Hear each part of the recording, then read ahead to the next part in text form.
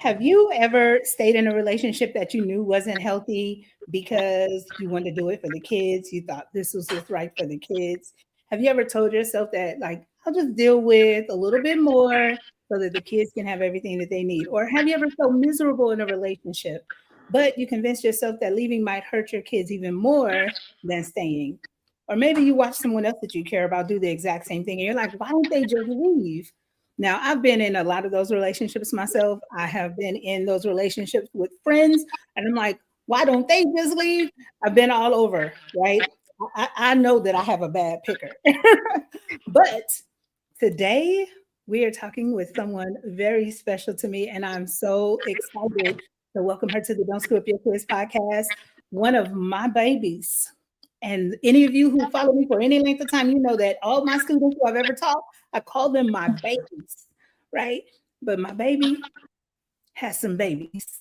And now she's getting to talk to us about her experience, and I'm so excited for that. Let me go ahead and just bring her to the screen. I am super excited. This is Veronica Requejo. I taught her when she was in 11th grade, U.S. history in Sacramento, but we stayed in contact the whole time. And when she started having babies, and when her babies had problems at school, she would call me, and I'm like, listen, I will handle this. Like, let's handle this because we're not gonna have these babies having no problems, right? When it comes to education, we're gonna make sure they are solid. And then I started recently just seeing her posts on social media about coming out of a relationship that was not what she wanted it to be, and so, but making that move can be very scary. So let me just go ahead. Veronica, first of all, thank you so much for taking the time to come on the Don't Screw Up Your Kids podcast. I know you work in financial services now. You're a mom of two. Just tell us a little bit about your background and what it is that you do. So I currently work as a teller for Golden One. Um, but I am going school full time for psychology. I am trying to get into law enforcement, so I want to use that to be able to help people, like especially during crisis calls, is kind of what I want to do. Um, I work full time. I'm a full time student, full time mom, but I try my hardest to be able to take care of myself as well full time. Yeah, that's pretty much that. That part is what really caught my eye as you were posting on social media. And you was like, I realized how much the self-care was necessary because if you as a parent are not your best, you can't be your best for your kids. And they see that and they feel that energy. And it drives them one way or the other when they see mom is not okay because they love you. And if you're not at your best, you can't be your best for them. So I don't know how did you meet your husband, and what was it that attracted you to him in the first place? I met my husband on Instagram. He had sent me a message, and it was something completely out of what I was normally used to. He actually wrote me a poem. And me growing up, and I mean, you knew who my son's dad was.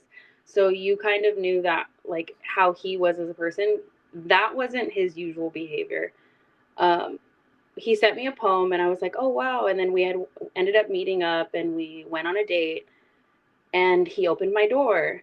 And then it was another date where we went and we stopped to go get gas. We were going to go to the snow. We went, stopped to go get gas, and he went inside and he got me snacks. That in itself, like, my bar was so low in regards to what I was like, oh, wow, like, he bought me this, or he opened the door. Very bare minimum, basic level things. That's Wow. what caught my attention. He wasn't someone that I would have usually have dated. Um, I've dated more of like athletic people in high school. Um, but it was the poem because I was like, oh, he's gentle and he seems kind and he seems like he has a good head on his shoulders and he can provide. And at that time, I had already had my son. So I kind of was like, those were qualities that I was looking for to help me raise my son to be a man. Mm, I love that. And this is what's interesting is some of the best things that I've taken out of bad relationships is here's the thing, here's a bar, I no longer will dip below, and so we learn and we grow with every relationship. You're still a baby, so you still, as you're still learning, you're going to continue to develop what it is that you're looking for. But it's interesting when like you said, your bar was low, so when somebody exceeded that, you're like, oh, this is great, and then later on you discovered that still wasn't what you were looking for. Yeah. Yep. For How long were me, you all dating before you got married? we were dating for 3 years. I was very much one of those people where I didn't want to wait 10 years for marriage. I'm not getting any older, and at least for the Hispanic culture, we're very family oriented, and so for me, waiting 10 years wasn't something that I wanted. So by the second and a half year, I kind of let him know, hey, look, by 3 years, if you haven't decided that that's what you want to do, just leave me alone. Um, if it's not something that you want, then let's just part our ways because I don't want to waste my time. So Yep. he ended up proposing, um, I want to say April 4th. And then we ended up going to the courthouse April 5th, and we got married it was like the next day. Okay. Yeah. And at that time, you thought it would be forever? I did. We originally had gotten married um, with the thought that I was going to be going to the Air Force um, because it's a lot harder as a single parent to go to the Air Force. And I would have had to ask my son's dad for permission. Um, Essentially, I still would have had to ask, but my husband was going to be able to take on my portion of the custody and everything. I did think it was going to be mine forever. I thought that we were going to like live happily ever after. I was going to go off to the Air Force. They were going to come with me, and that was going to be what my life had looked like for the rest of forever, basically. Mm-hmm. Um, I ended up finding out that I was pregnant, and my husband did not have any kids. Um, he had let me know from previous relationships, women that he was dating long term, they had miscarriages. So he has had experience of loss. A lot of my decision when I got pregnant the first time was I can't steal that from him. I had already made up my mind that I didn't want any more kids. I didn't want to do that to another child. And it would have felt off having different kids with different dads, and then having to do all that split custody and everything all over again. Um, I ended up having a miscarriage, and Mm. maybe this was after I had already let my recruiter know that I was pregnant. So then we had a miscarriage. A year later, I ended up getting pregnant with my daughter, but I was already set on the path again to go to the Air Force again. I had found out the day before my appointment to meet with my recruiter and sign my contract that I was pregnant with my daughter. Wow. Yeah. So then there was that. I think my entire pregnancy, I was pretty active. It was a lot different between the two. I was one of those people with my son. I kept the mindset of, oh, I'm eating for two, or oh, I don't have to do anything because I'm pregnant. And it definitely showed health wise, and it showed mentally too. With my daughter, I was like, no, I'm going to stay active. I'm going to make this the easiest that I could possibly do. So I worked out until the day before I gave birth. And it was a interesting postpartum and pregnancy because it was not easy mentally at all. I was It trying was to not easy working out, or something else made it uneasy? I want to say I had already went into my pregnancy uh with the fear that it was going to end up the same exact way as Mm. my son. Like with my son's dad, he had cheated on me towards the end of my pregnancy and early postpartum. with my daughter's dad, I found out towards the end of my pregnancy. And then I didn't want to believe it. And it wasn't until I was like 4 months when we had our wedding reception and he went to his bachelor party.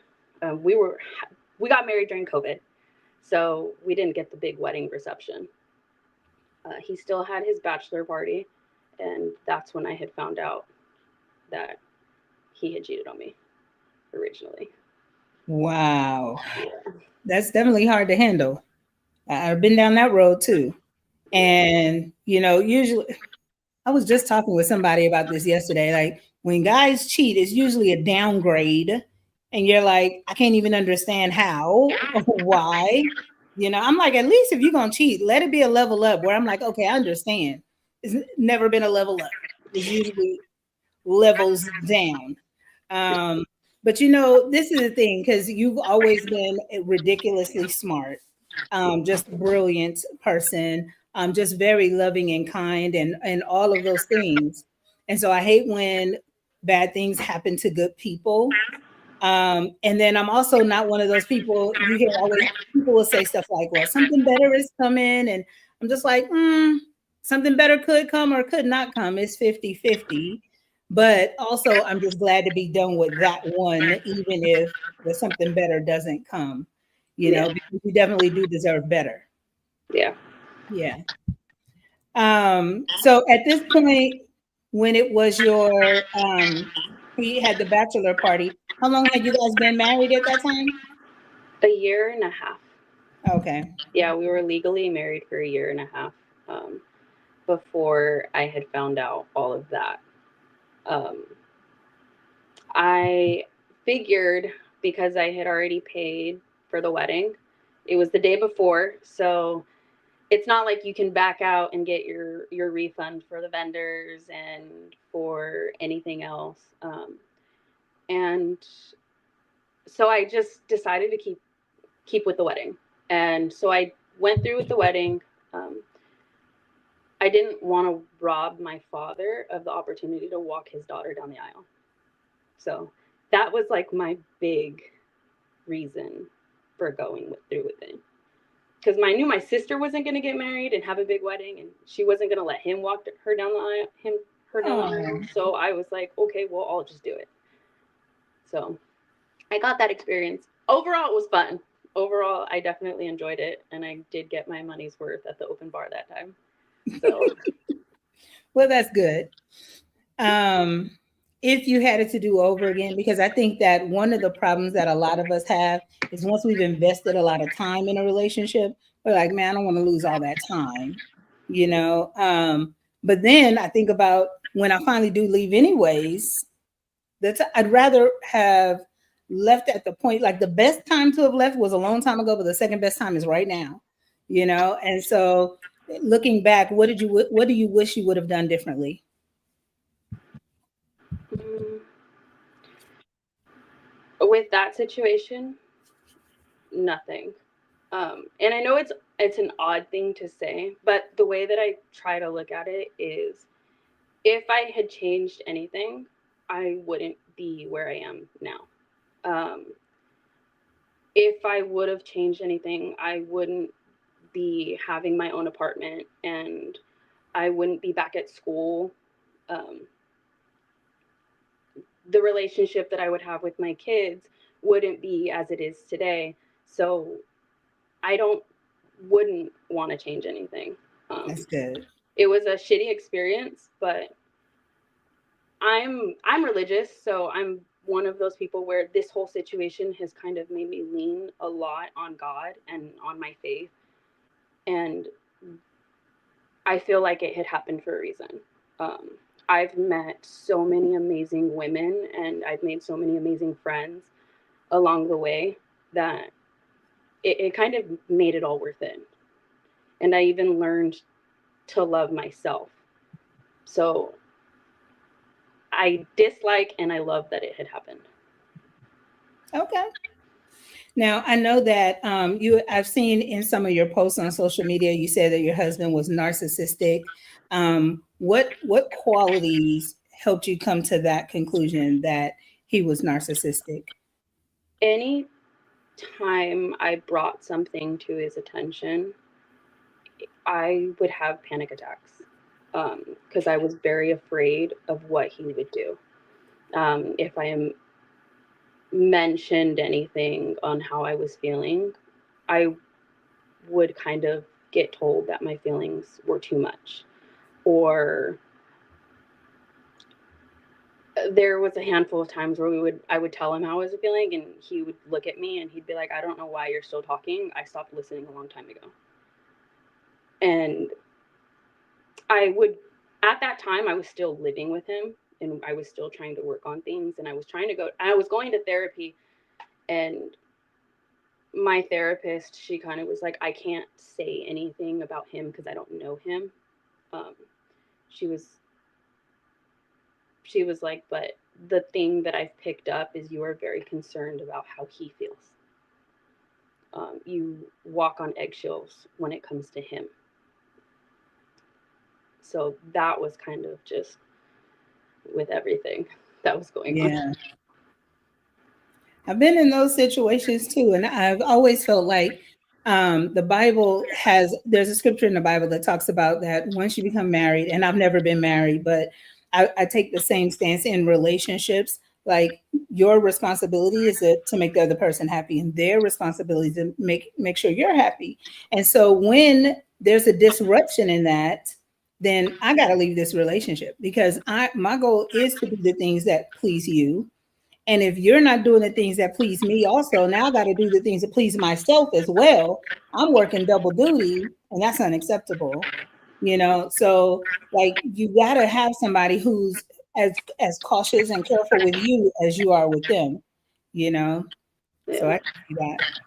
Yeah. I think, like, I loved doing things for my husband. Like, I mean, I'm Hispanic. I grew up watching my godmom, like, wake up in the morning and pack my godfather lunch in the morning, and because he was blue collar. So she would wake up, pack the lunch. She stayed home, took care of the kids. She was always cleaning. She was always cooking. And I looked at that and I kind of was like, oh, wow, like that's very beautiful. Like my parents, they weren't like that. My godparents, they were. My grandparents, they were very much like that, except for my grandfather. He stayed home, and my grandma left, and she would work two jobs to be able to afford basically having all four of us. So it was very much something that I was used to. Like I loved waking up and making my husband breakfast. I loved taking care of my kids. I loved doing his laundry. Like I would pair his socks and he would have a bunch of socks and I'd be like, "Oh, look, like you're loved. Like you have a bunch of socks in your drawer." And it's basic things that, like, I loved being a wife, but I definitely picked the wrong person to be a wife for. Um, that was probably the worst thing. Yeah. Have you read the Five Love Languages? I have. I Are you now acts of service? I am. I am acts of service and words of affirmation. Gift giving and physical touch are actually the last two on my list. I grew up in a home where it was my four siblings, my two grandparents, my uncle, and my dad. So for us, we didn't have a lot of money.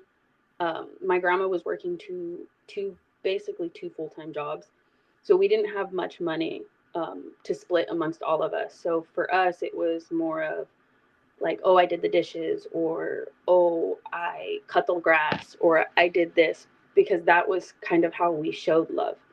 Um, Me, like with my kids, I speak a lot into my kids where it's like, oh, you did amazing, or I love you so much. Like I probably tell my kids I love them like 40 times a day, or whenever a chance I get. It's words of affirmation and acts of service are definitely mine. And I now have everybody take that. Yep. I send everyone the link. Yeah, it's so good because I didn't realize that. I remember once I read the book, I reflected on all the previous relationships. And I was probably in my 20s when I read the book. But I remember I was words of affirmation at the time. Now I'm more quality time, physical touch. But at that time, I was words of affirmation. And I was dating a guy who was acts of service. And he would say stuff like, why don't you cook for me? I cooked for him like twice in 8 months. And like every time he's like, oh, this is so good. This is so good. And I was like, I'm not gonna be the woman at home cooking. Like that's not gonna be me, right? But that was his love language, and so that's how he understood love. And it didn't matter how many times I was gonna say I love you. He understood love through the service. He would take my car to the car wash, and I'm like, so that's not my love language. I don't understand it. And then he'd be like, how come you didn't take my car to the car wash if we swap cars? That's the guy thing. I don't take cars to the car wash. That's why my car was dirty, you know? And so it was just, but then when I would help him with his schoolwork, because I already had a bachelor's degree, he was working on his associates.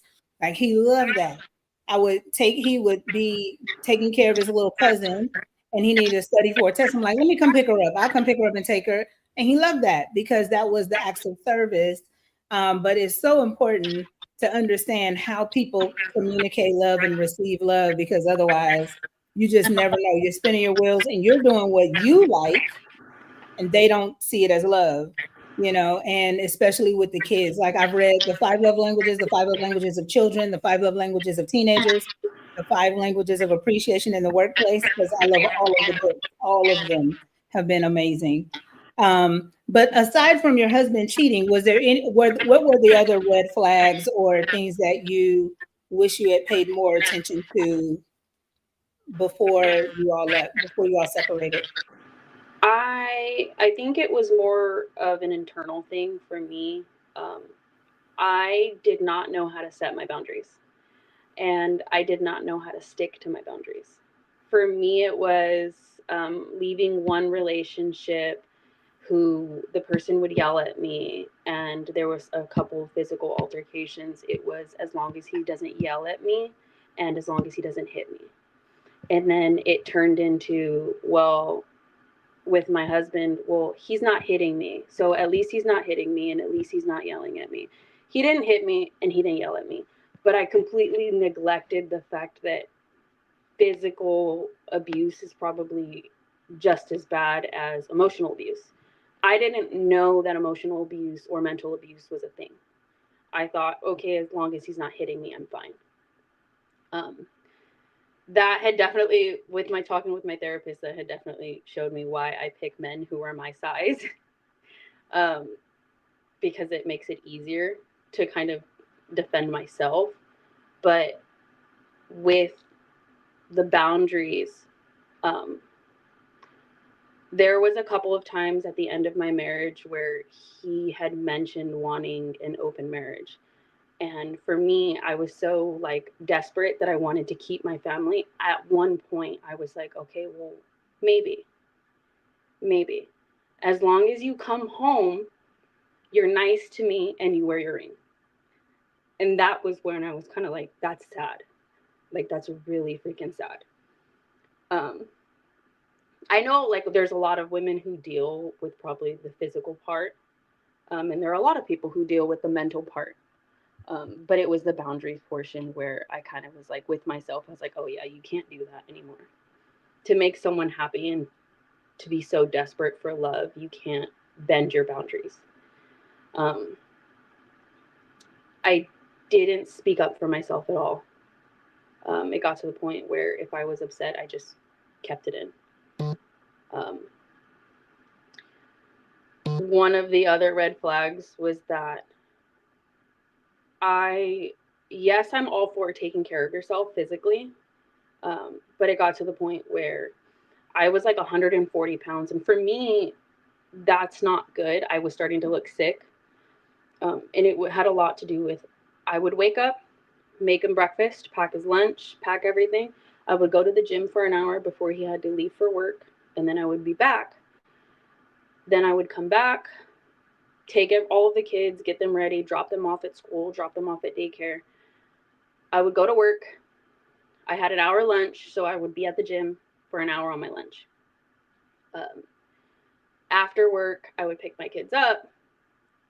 We would take them. My gym has a daycare, so then I would be at the gym for an hour after work. Once I got the house cleaned, dinner made, and the kids in bed, I would then go back to the gym, or I would go on a run with our dog. Um, I found safety in the gym, but it was also to the point where I was sick, like I was becoming sick because of it. Um, that was also a very big red flag that I had.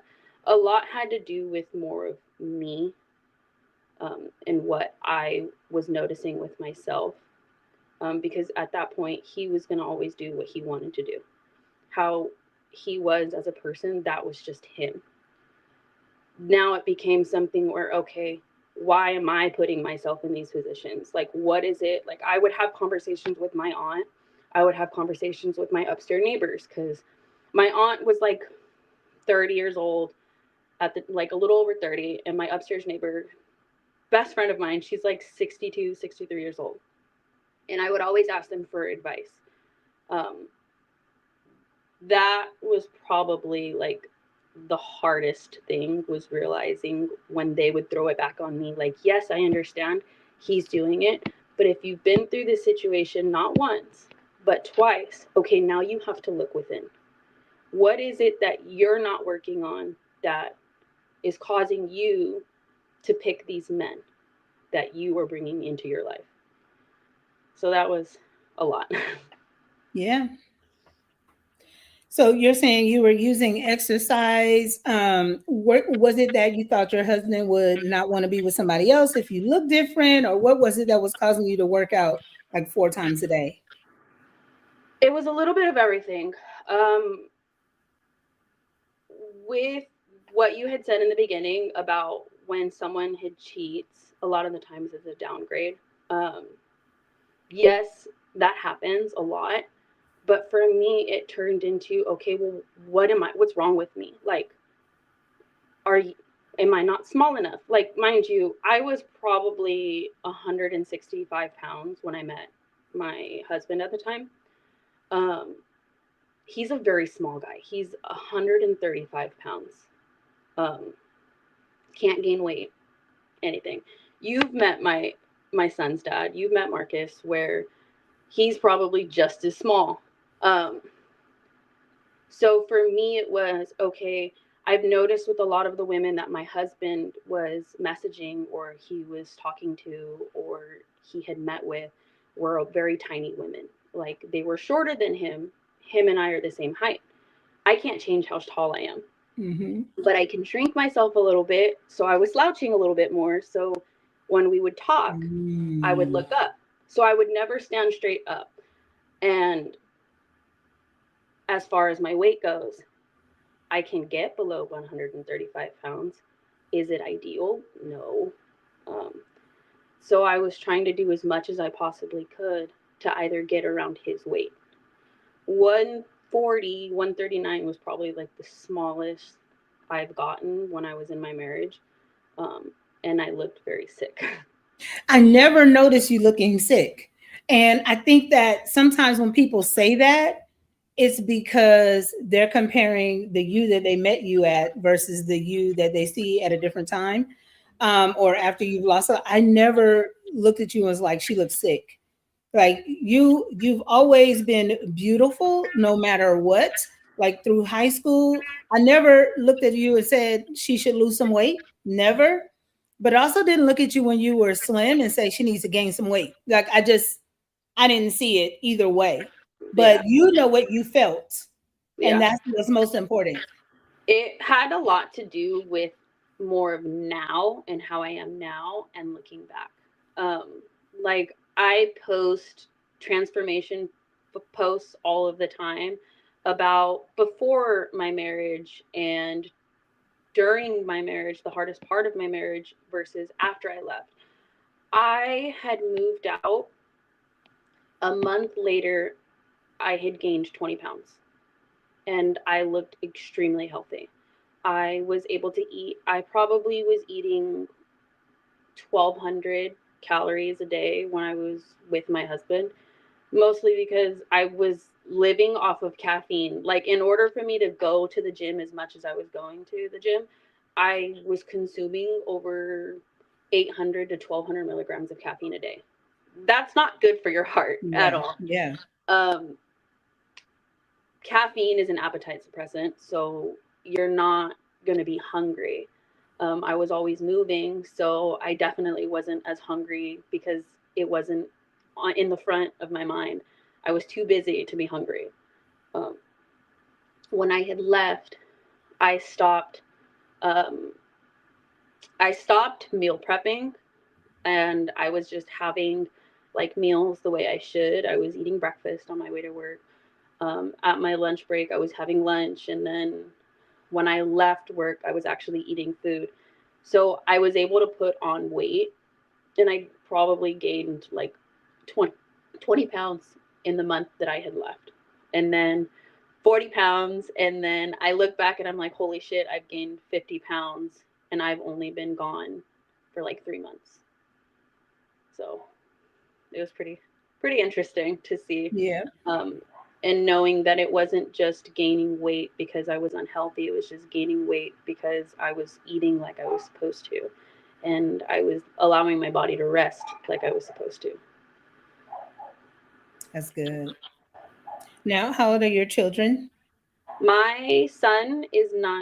He will be 10 this year. My daughter is 3, and she'll be 4 next month. Wow. Yeah. Like that time has just flown. That Yeah. time is so unbelievable to me that you have an almost 10-year-old. Oh, I know. Yeah. I know. I'm not ready for when he turns 18. Mhm. And you have the most beautiful kids. And when I say that baby smile, oh my God, those smiles will just light up the room. And I was like, as we were getting ready for this, I was going through your page and just looking through the pictures.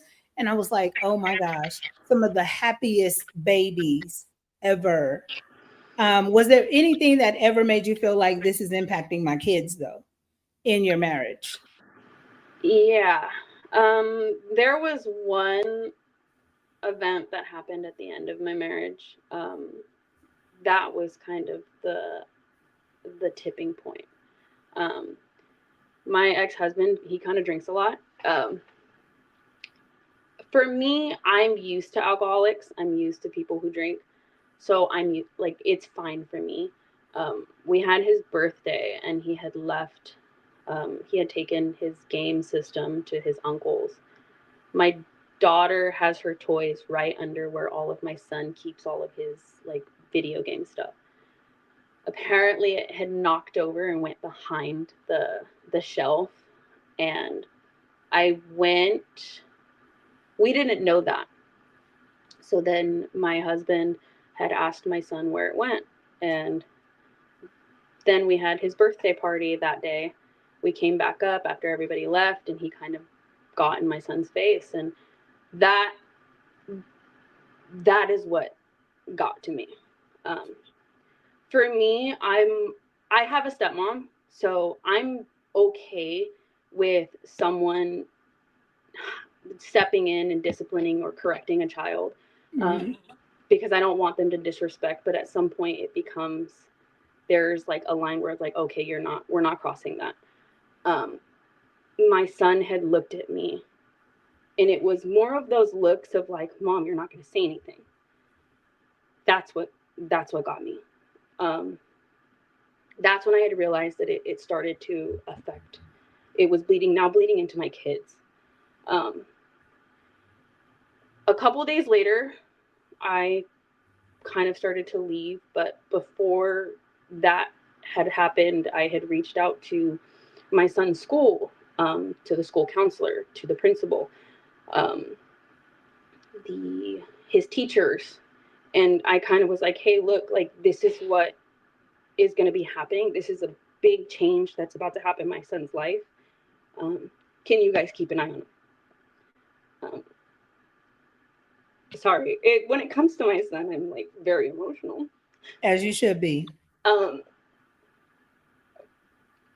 that was the part, because I was like, my fear is I don't want to break my kids.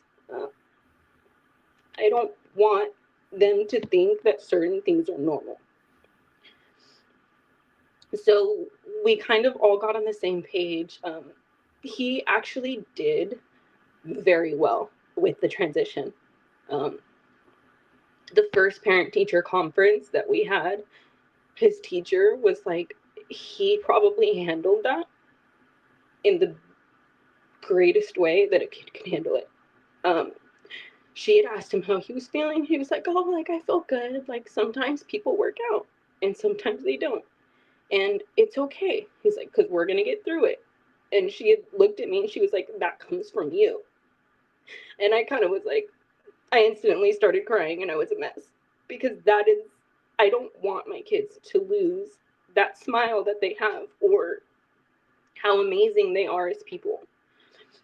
Um, sorry. Don't be sorry. This is kind of one of those things where it's like, it, I did my best to where it didn't affect them because I didn't want them to see it. Like, for me growing up, we didn't know what problems our parents had. We didn't know what problems any adult had. That was kept very separate. Um, but it had made it to where growing up, we didn't see, like, it was just the assumption of, oh, and my mom and my dad didn't work out and they hate each other and all they do is talk shit to each other. Um, so because of that, we developed our own feelings based off of what little information that we had.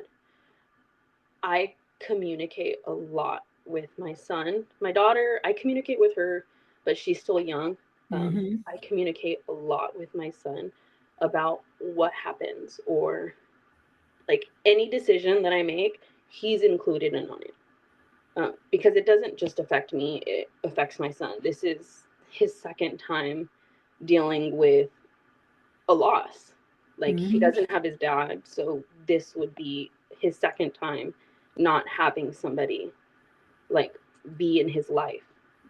So I very much am hyper vigilant when it comes to like his mental well being and his emotional well being. I enrolled him in therapy. I have him meet with counselors at school. We sit and we talk a lot about how he's feeling and what he needs from me as a parent because I'm only giving him what I needed as a mom. Um, so I stress the importance of him vocalizing his feelings.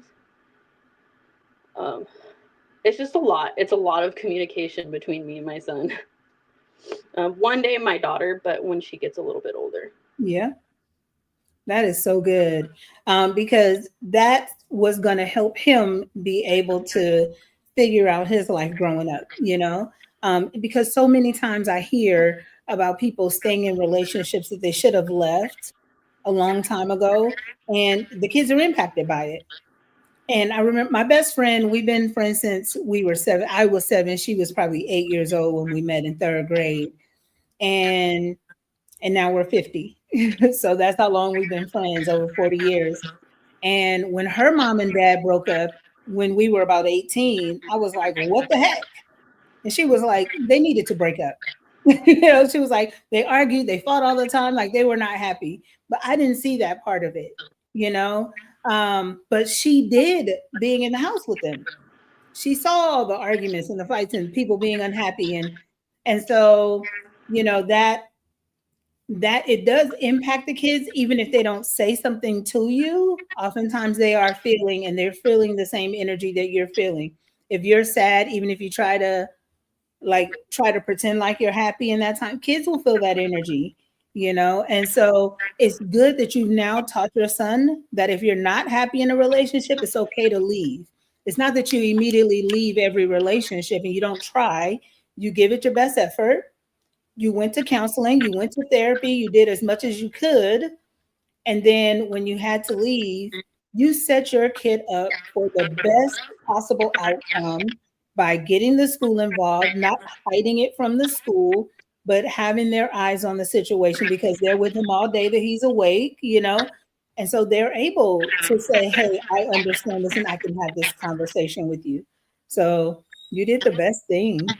Yeah, it was a lot. Like I would read, I mean, because I would reach out to you about certain things, and then I would reach out to a lot of my friends or a lot of like other teachers that I've had growing up, and I kind of would ask them like how I should navigate certain things. Because you of all people know that when a child is going through things at home, it bleeds into school.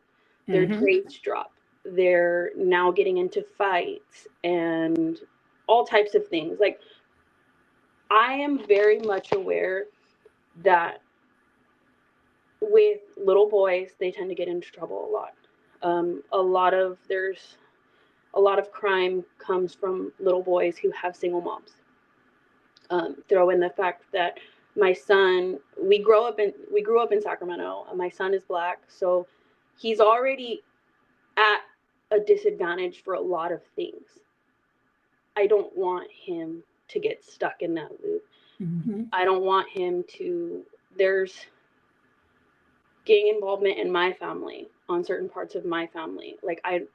A lot of it happens from when kids don't feel like they have a family unit at home.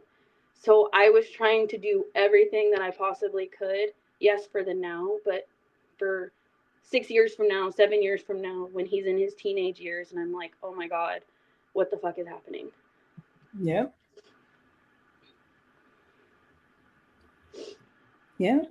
You know, and you've done a great job, you know, and we're seeing the outcome of it. We're seeing the outcome of it, you know, and my hope is that you don't shy away from getting into the next relationship. Because I'll say one of my biggest regrets is not getting into relationships when my kids were young because I didn't get to have the example for them of what to look for in a healthy relationship. And so there's some relationships my daughter's been in that I'm like, I don't like that, you know, but I wasn't the example of this is what a healthy relationship looks like and this is what it should be. I can tell her, but she never saw me in that type of relationship. Yeah. And so, yeah, I hope that you continue to look for the best person for your family. It's a Um, hard process. yeah, That in itself is a hard process because I mean, right now I am dating someone, but it is extremely difficult trying to rewire my entire brain because my first instinct when I get upset is I shut down. I try not to talk about my feelings because in my head it's the why are you even talking still? I stopped listening a long time ago. Or if I talk about something and it doesn't change, so that's the part that is the rewiring part. It's very hard for me to believe anything that comes out of anyone's mouth a lot of the time. Um, as far as that that example, um, my son is very direct and very forward when it comes to things. He's met my boyfriend. Um, the way that my son is like, oh yeah, like I like you for mommy because you don't make mommy cry. Like mommy's not always crying when she's talking to you. Like the only time mommy's crying with you is when you make her laugh or you make her happy. Um, so it is a lot to deal with, um, but I'm trying my best to not shy away. It's one of those situations where I'm very petty. One of my friends had asked me like why, like I'm surprised you still continue to date or you still give love a chance. And I was like, I over my dead body would I give the man the just the option or the opportunity to be like, oh yeah, she's never dated anyone or she's never found love after me or she switched to the other team after me. Over my dead body would I give the man the yeah, satisfaction of that. So I'm kind of like the petty part of me is like, no, like I'm gonna do it. But the other part of me, the part that's healing, is kind of just like, no, like you are deserving of love. Like, you are deserving of everything that you tell all of your friends that they deserve. So, I mean, I give it a shot, but doesn't make it any less hard. Yeah. And that's all you can do is try it out, you know? And one of the things that I did after my last breakup was I was like, okay, let me think through why was I even with this guy who really didn't qualify to date me? But I had in my head at that time, I was like, I don't want to prejudge somebody because they didn't grow up the same way I grew up or didn't have the values that I had, or and not even I would say values, but didn't have the opportunities to go to college and have a career, and they don't make as much money as I do. And most of the guys that I've dated have made far less than me. Um, and I didn't want to prejudge based on any of that. I do now because I'm 50. Okay, I am 50. I told somebody the other day, I was like, listen, nobody wants to marry a security guard in their 50s. You got Yeah. to do something more with your life, you know? And so I mean, but you get to learn what you need in a relationship. And this is a stance that I've always taken. People will say stuff like women expect guys to read their minds. And I'm like, I don't ever expect anybody to read my mind. I'm going to tell you exactly what I want. And I'm going to judge based on whether or not you did it or you didn't do it. But I want to make sure that you understand what it is that's going to make me happy. And then you have a choice to do with that information what you want to do with it. Yeah. And you take that information and you don't do anything with it, if I say I like flowers and you never show up with flowers, you've communicated something to me. But Yeah. I'm not going to just want you to read my mind and know that I like flowers. You know, I'm going to tell you this is what I like and then see what you do with that information. Yeah. That was like, it's very similar in that mindset. Like, I have two kind of things or two ways that I go about it. The first one is I am not going to tell you anything about what I'm looking for in a person. My boyfriend had asked me, like, oh, like, what are you interested in, or what do you like, what do you want in a relationship? I kept my mouth shut because absolutely the fuck not. Why? So you can play pretend for God knows how long, and then 2 years, 3 years, 4 years from now decide that that's not something that you can actually maintain as a person. So I sit and I do a lot more of like watching. Like, if I like how you are as a person, okay, cool, like, then it'll work out. um, the second one is probably the biggest one. I have a boy and a girl. So for with my son, it's more of a, I'm raising him to basically take care of someone else's daughter. How would I want him treating someone else's daughter? So I correct anything that he needs to be corrected on. With my daughter, that was the tipping point. That was the one that really kind of just, she's the one that made me really part from her dad, was because she looks exactly like me. So when I look at her and I see a little version of myself, I'm like, oh shit. Like, okay, I have to do something because she's watching me. And if she sees that I'm accepting this behavior, she's going to think it's normal, and then she's going to go through this stuff. I Yeah. don't want her to go through this. Yeah.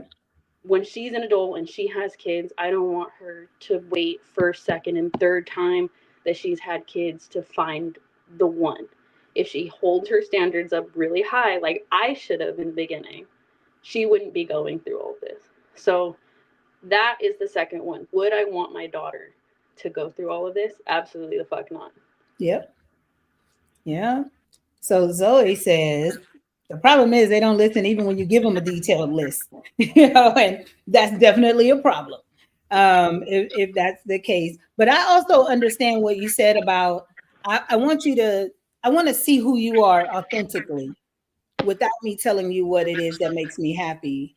And that's important because what I found out is that guys will show their representative for a long Yes. time.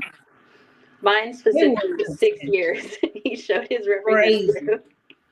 crazy. And I've had guys say to me, I don't want to tell you this because I don't want you to like not be interested if I tell. And I'm like, if it's something that you're gonna hold back because you think I'm not gonna be interested in you if I know it, then I'm already not interested in you.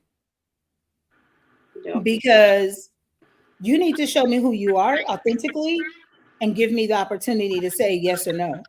Hmm. Because you don't want me pretending to be somebody else and then at the end popping out like, oh, by the way, I'm actually this other person. Nah, tell me all of it and give me the freedom to make a decision on whether I want to be with that or not. But the fact that you already up front telling me you hiding something is already a no. Yeah. That's the only red flag I need. Like the big thing is also in my marriage, and even in my relationship with my son's dad, I stayed a long time. With my son's dad, it was 5 years. With my daughter's dad, it was 6. I've noticed a lot with them is I made excuses. They had a bad childhood. They didn't have their mom. They didn't have their dad. That was the excuse that I used a lot. Um, then I slowly learned just because you have a bad childhood does not mean that you get to be a shitty person. Yep. Um, with my son, there was a time where he did not talk to his dad for like 7 months straight. Comes into my room and he asks me, like, he's bawling his eyes out. It's like 1 o'clock in the morning, and he's like, "I'm worried about my dad. I don't know if he's okay."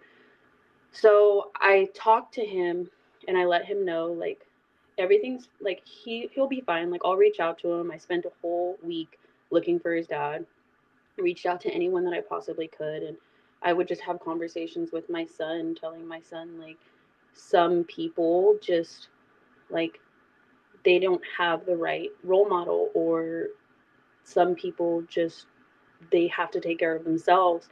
And with my son, it was me telling him that his dad didn't have certain things growing up, so he had the assumption that it was okay just to do certain things. And it led down to a lot of like conversation with my son of like, I don't want you chasing anyone. Because there are going to be times where my son is going to grow up feeling like he's not worth anything, because of his dad or because of his stepdad. There are going to be times I'm 100% prepared for it because I've gone through it. I didn't have my mom and I didn't have my dad for a majority of my life. So I'm prepared for it, but it was more of the, I don't want you chasing anyone. I don't want you chasing your dad. I don't want you chasing me. I don't want you chasing your sister. I don't want you chasing your stepdad. Nobody. You have no reason to be chasing anybody. Um, it's a lot. It's a lot of conversations that we just sit and have. Yeah. And you can say you don't want to answer this, but where is his dad? His dad is somewhere in Reno. Um, he jumped around for a couple of years. Um, my son has probably been with me since he full time since he was in kindergarten. He's in 4th grade now. Oh, so he's been with me full time. Mind blowing. Fourth grade. Yeah, um, he's been with me full time, and for a while, it was me having the conversation with myself, like my family would be like, well, why do you give him so much grace, or why are you trying so hard for him to be in his dad's life, and his dad obviously doesn't want to be a part of his life. And I'm kind of just like, well, because I don't like, I know what it's like to grow up without a certain parent, and you need, and little boys, they need their dads. um I can't raise my son to be a man because I'm not a man. I've come to terms with that a long time ago. I can raise him to be a good person. I can raise him to be hardworking, but I can't raise him to be a man. So I would try to get his dad to be in his life as much as he possibly could. I would drive an hour away, or last minute plans his dad would send me. I'd be like, okay, yeah, sure, go for it. Like, even if it meant that I had to cancel whatever it is that I was doing that weekend, I would pick him up and drop him off, or I would do anything that I possibly could to be sure that, like, my son was a part of his dad's life, or vice versa. But then it started to become very difficult because, one, he ended up moving to Kaleesha, and then he had moved to Reno. I do not like driving to Reno. Don't like it at all. Um, and then I had my daughter. So that in itself already made it very difficult. Mhm. I was going through all of this stuff with my marriage and my postpartum everything, that it was very difficult for me to be able to, like, oh yeah, like I'll drive out there, or yeah, I'll drop everything that I'm doing and I'll go drop him off and I'll go pick him up and I'll go do this and I'll go do that. And then it kind of just, I would ask his dad, like what is going on? Like, why? Why haven't you called your son? Why haven't you seen your son? Why aren't you involved?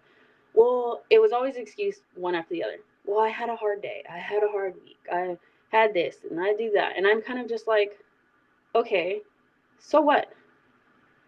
As a parent, like as a mom at least, we don't get the opportunity to just have a hard Mhm. week and have a hard day and check out.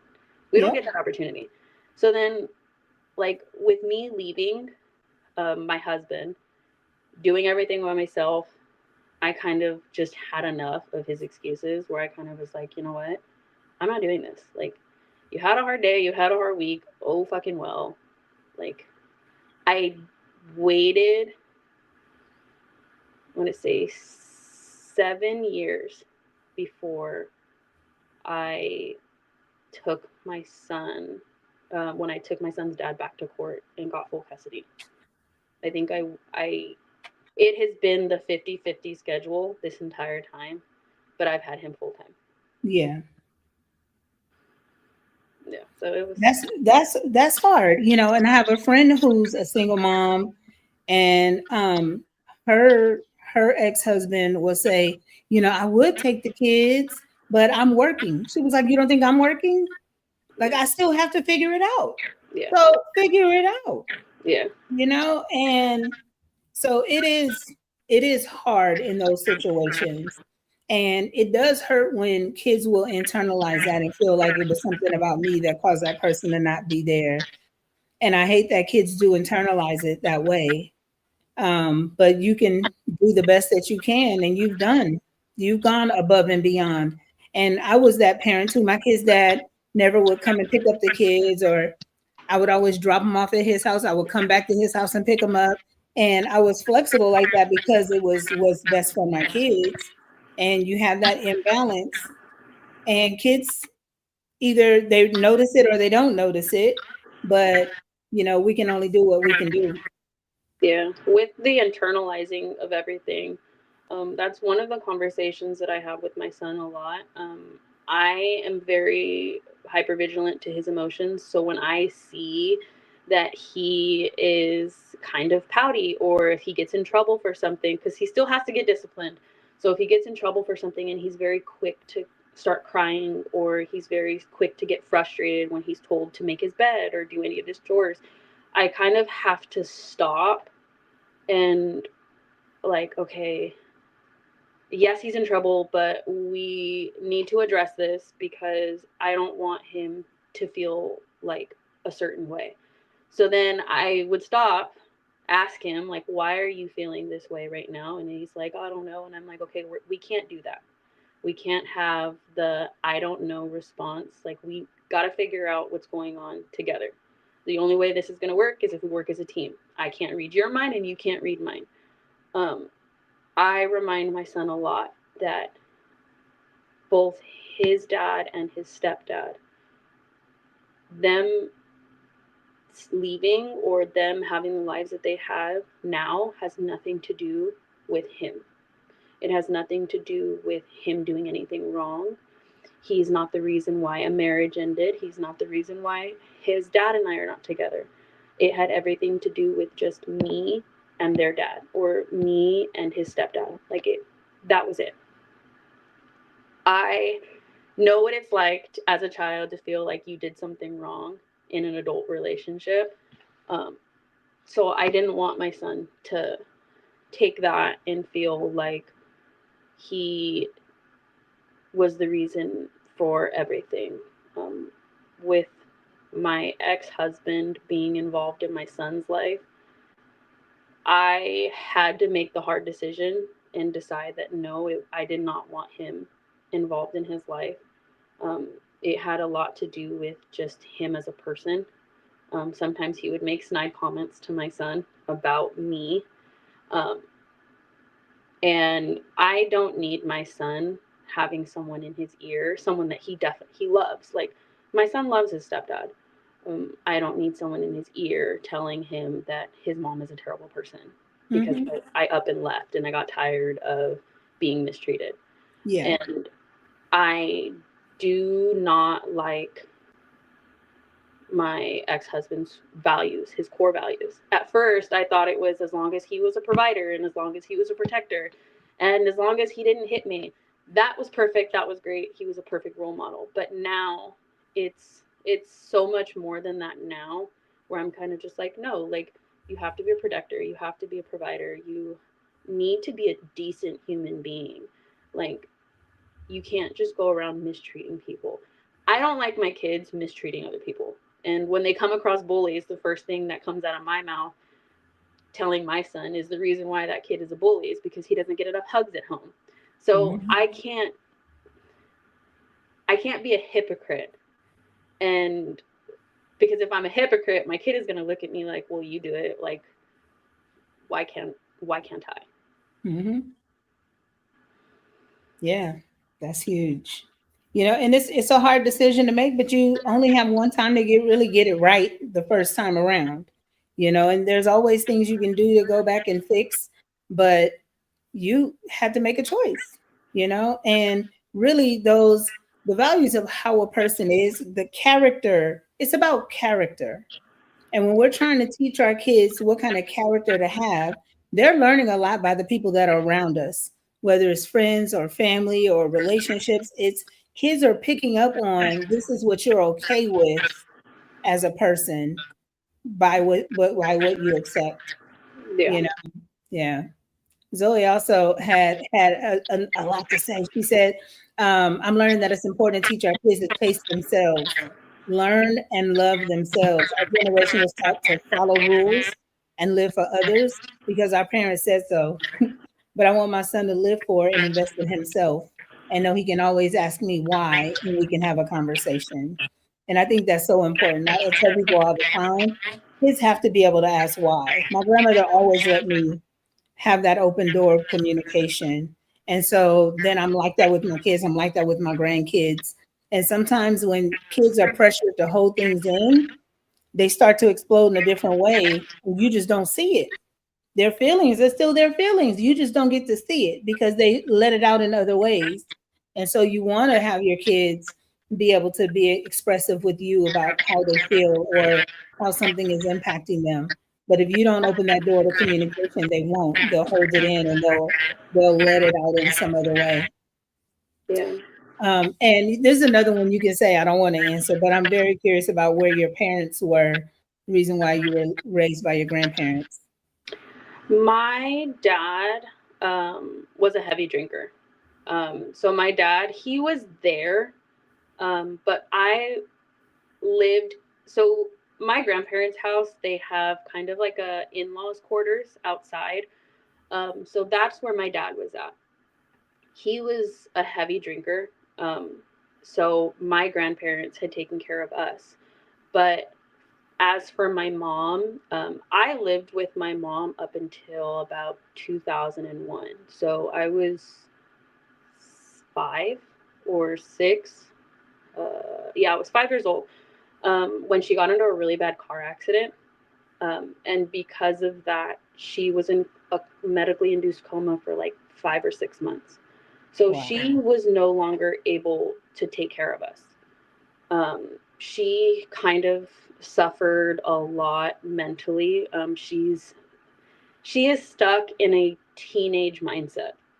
Um, she's very impulsive. Um, for I want to say the last 8 years, maybe. Um, she has been into drugs and alcohol. So there's that. But I had my mom, so I was able to see for the first few years of my life my mom. My mom was probably one of the strongest women that I've ever met. Like, she was extremely hardworking. And for her, there was a lot of memories of whenever she was going through it, her and her sisters, they would always pile us into the minivan, and we would drive to the ocean. So I have memories of my mom, but it was after her car accident and we were no longer able to be with her, and when we would visit her after she got out of the hospital and after she got out of the rehab center to help her, because she was supposed to be paralyzed for the rest of her life. Wow. She wasn't supposed to walk. So she walks, but she does have a little bit of a limp. Because she had to have surgery and she needed a breathing tube. They actually cut right here to put a breathing tube in. So it's very hard to understand her if you're not used to talking to somebody who's had something like that happen. Um, but that was the reason why I didn't have my mom. Not because it was she didn't want to be there, but it was because she couldn't be there. Physically and mentally, she was no longer capable of being able to take care of us. Yeah. And we weren't going to end up with my grandparents initially.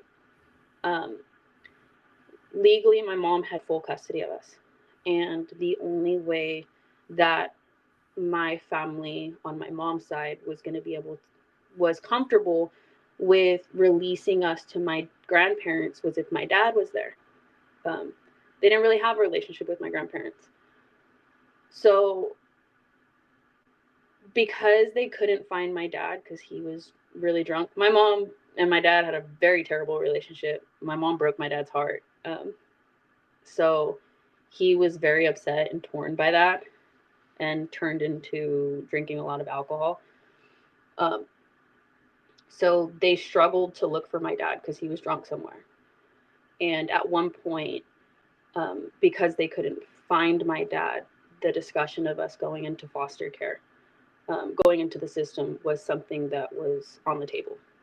Um, no one was going to want to take all four of us, especially because I was 5 and I have 2 younger brothers and an older sister. So my younger brothers, probably my youngest was a year old at the time, a little over a year old, almost 2 years old.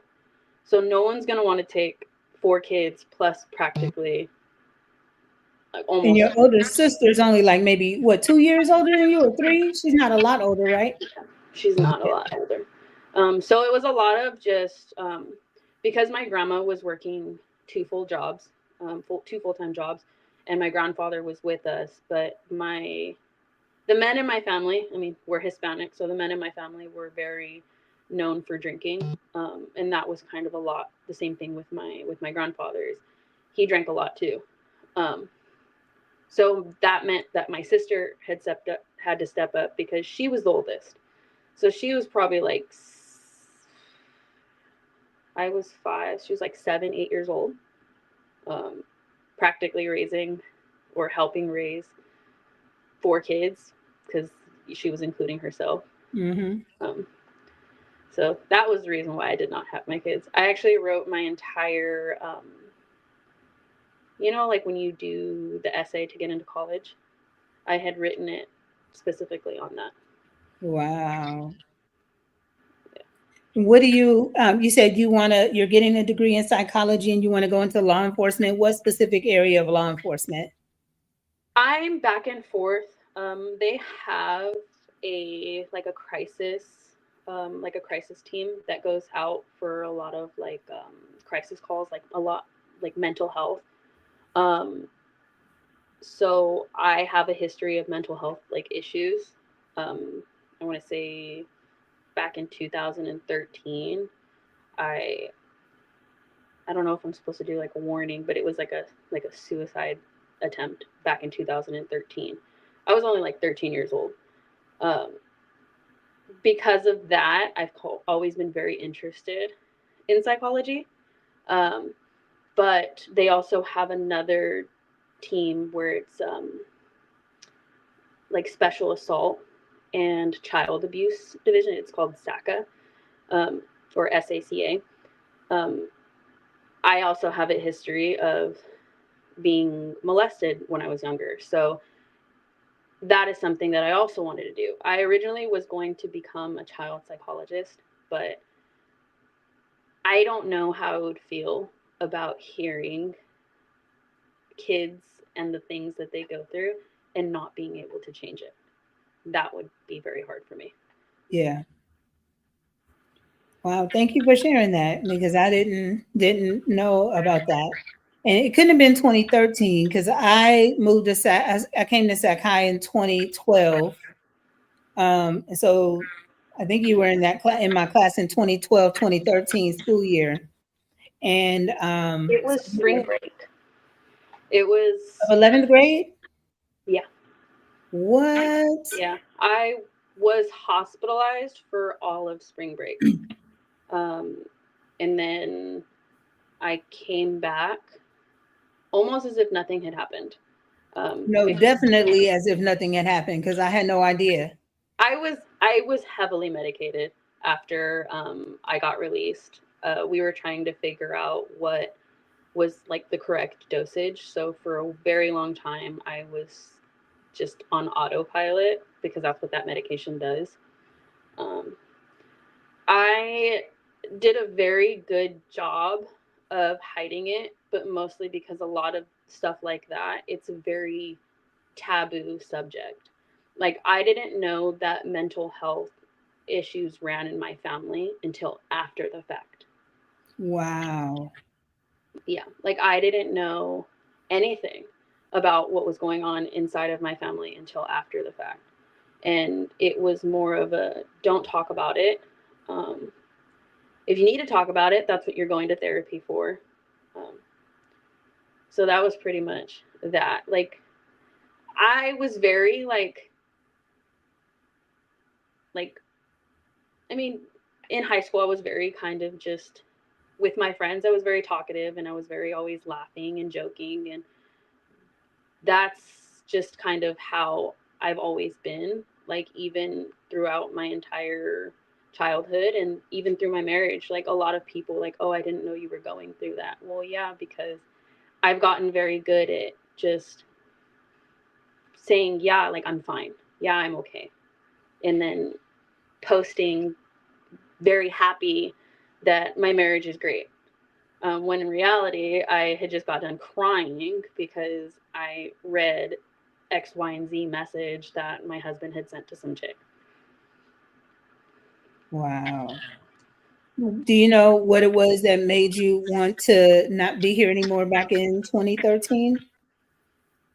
It was just a lot, but I think it was more of the tipping point was that my sister had just gotten in trouble for sneaking out, um, and because of that, it meant that I was now going to be punished and made to do as kids. Like, um, it was very You much. broke up a little bit. Go back a little bit. You We said your sister had gotten in trouble. Yeah, so she had gotten in trouble for sneaking out, and because of that, like, we had like got our bedroom window bolted shut, so we weren't allowed to open our bedroom window. I wasn't even allowed to walk up the street to the library, um, to go unless my brothers were there. Um, I didn't have sleepovers with my friends. Um, my friends barely came over. So it was very limited on what we could do. And so I had already felt like enclosed. And it was always like, I've always had really good grades in high school. And I kind of was like, it's kind of snapped and was like, well, what's the point? If I'm going to be treated like I've done something wrong, what's the point? So I had wrote a whole letter to my dad and I told him, like, maybe think of us as like separates and don't punish all of us for someone else's mistakes. And kind of just that was it. Wow. And he didn't respond to that letter. He didn't respond to it. He It was more of a I had left it as a goodbye letter, is what it was. Um, I ended up taking, because I had a pinched nerve and I had really like bad muscle spasms from soccer. So I ended up just taking the muscle relaxers that my doctor had prescribed me and pretty much stayed in my bed. And the only reason why I got even sent to the hospital was because, for by the grace of God, I guess I walked up, got out of bed, walked out my room, and just collapsed in front of my brother. Yeah, Wow. yeah. To this day, I apologize for my brother all of the time, any chance that I get, because I probably wouldn't wish that or wish witnessing that on anyone. And how old was your brother at the time? I was 13, so he was 12. Yeah, Yeah, it's a lot. It's a lot to handle. yeah. So I do want to respect your time and thank you so much for spending this time talking to me. If you were to talk to other parents who may be in relationships that they probably need to leave, what advice would you have for them? Do what makes you happy. Um, if they're religious or not, pray. I didn't leave until I got up in the middle of the night one night and prayed, asking God to help me make the decision. The next day, I woke up and knew that I wanted to leave. So if you are religious, pray. Um, your kids are always going to be good. As a parent, you're going to always make sure that your kids are good no matter what. You can't pour from an empty cup. If you're constantly depleting yourself, you're not going to be able to pour into your kids. Um, you're not going to be able to give them anything by just being a shell of a person. So do what makes you happy. There are so many freaking resources, especially in Sacramento. There's so many income based opportunity, like housing opportunities. Um, you can do it. Probably living on your own. It's living on your own is so much better than having an angry person in the house. Yeah, So yeah. yeah. I don't know if you can see the comments, but Zoe said, "Thank you for being vulnerable and sharing your story, Veronica." I really appreciate it. There's so much that I didn't even know, but I've seen you powering through, the whole time, from being in the relationship from high school to then having the baby and then that relationship ending and then you get meeting your husband and then like I followed the whole story on Facebook, but I never knew any of the behind the scenes. So I really appreciate you sharing that.